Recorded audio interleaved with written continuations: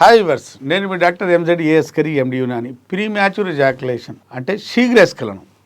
మన పార్ట్నర్కు కావాల్సినంత టైము ఆమెకు సుఖప్రాప్తి కలిగే వరకు సెక్స్ చేయలేకపోవటానికే ప్రీ మ్యాచ్యూర్ ఎజాకులేషన్ అంటారు.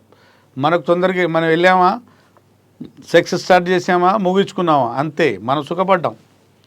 కానీ సెక్స్ అనే గేమ్లో ఇద్దరు సుఖపడాలి.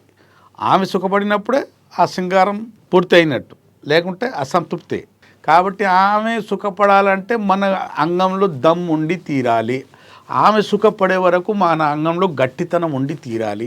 మన వీర్యం అప్పటివరకు కారకుండా ఉండాలి.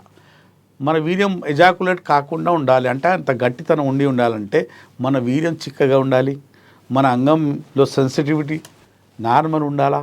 అలాగే కండరాలు, ఆ నరాలు, అంగం వైపు వచ్చే జననాంగాల వైపు వచ్చే నరాలు, కండరాలు అన్నీ బలంగా ఉండాలి. హస్తప్రయోగం చేసిన వాళ్లకు వీర్యం పలచగా ఉంటుంది. అంగం వైపు వచ్చే రక్తనాళాలు వీక్గా ఉంటాయి, నరాలు వీక్గా ఉంటాయి, కండరాలు వీక్గా ఉంటాయి, పెల్విక్ ఫ్లోర్ కండరాలు వీక్గా ఉంటాయి.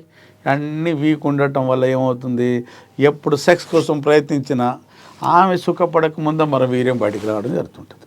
ఎన్నిసార్లు ప్రయత్నించినా భార్యాభర్తల మధ్య గొడవలు, మనస్పర్ధాలు, విడాకులు, అక్రమ సంబంధాల దాకా తావుతీస్తుంది. కాబట్టి మనకి ఎక్కడ లోపం వచ్చింది, హస్తప్రయోగం చేయటం వల్ల కండరాలు వీక్ అయిపోతాయి, అంగం వైపు వచ్చే నరాలు వీక్ అయిపోతాయి, వీర్యం పల్చగైపోతుంది, చిక్కదనం కోల్పోతుంది, మన బ్రెయిన్లో కొన్ని కెమికల్స్ తగ్గుతాయి. కాబట్టి మన సెక్స్ టైం తగ్గిపోతుంది. మీకు ఒకవేళ హస్తప్రయోగం చేసే అలవాటు ఉండి ఉంటే, నీలి చిత్రాలు చూసే అలవాటు ఉండి ఉంటే మాకు సంప్రదించండి. మళ్ళీ మీ గట్టితనం పెంచుకోవచ్చు, సెక్స్ టైమింగ్ పెంచుకోవచ్చు, పవర్, కాన్ఫిడెన్సు, సామర్థ్యం అన్నీ పెంచుకోవచ్చు, భార్య మెప్పు పొందొచ్చు. మళ్ళీ పూర్తి వైభవం తిరిగి వస్తుంది, పూర్తి యవ్వనం తిరిగి వస్తుంది. అప్పటి వరకు సరే.